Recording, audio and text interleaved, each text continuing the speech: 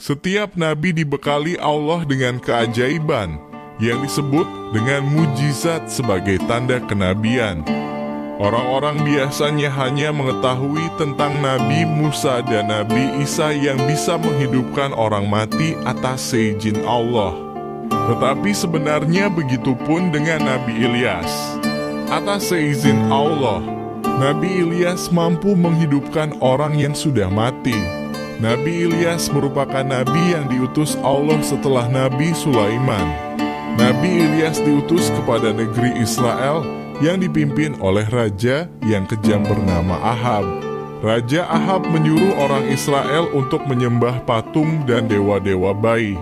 Kejahatan Ahab mungkin yang terparah sepanjang sejarah negeri Israel.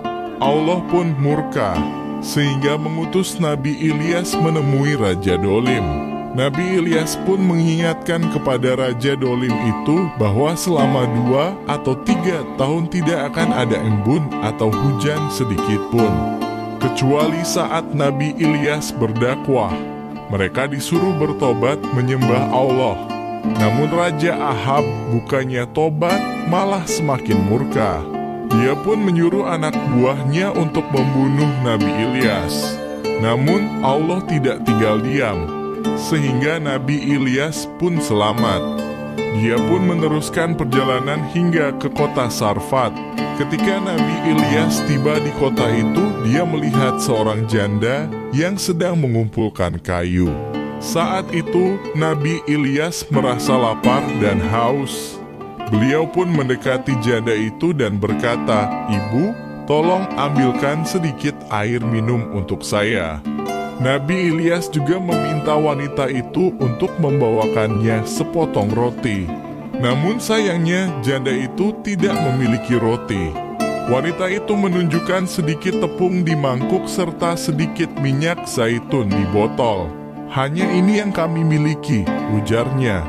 Kemudian Nabi Ilyas meminta wanita itu membuat roti untuknya, sisanya boleh dimasak sesuai keinginan ibu itu. Dengan menyebut nama Allah, Nabi Ilyas meyakinkan wanita itu bahwa Allah akan mengisi mangkuk dan botol itu dengan tepung dan zaitun sepanjang tahun hingga hujan datang. Hal itu pun terbukti. 3 tahun lamanya wanita itu bersama anak dan Nabi Ilyas makan dari tepung dan minyak zaitun yang tidak pernah habis. Beberapa waktu kemudian anak janda itu jatuh sakit dan meninggal. Janda itu meminta tolong kepada Nabi Ilyas agar anaknya dijauhkan dari musibah kematian.